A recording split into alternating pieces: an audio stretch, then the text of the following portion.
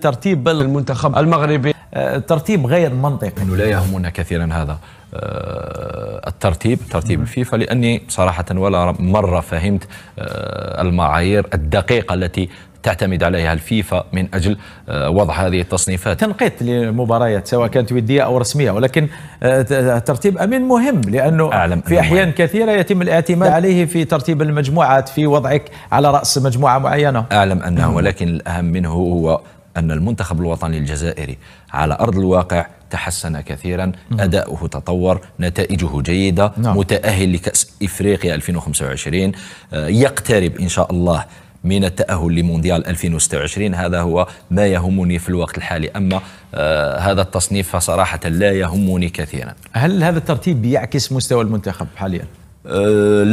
لا صراحة. نستحق مرتبة أفضل، ولكن قلت لك بما أنهم يعتمدون على معايير وتنقيط لم أفهمه إلى غاية الآن، فهذا هو الحاضر.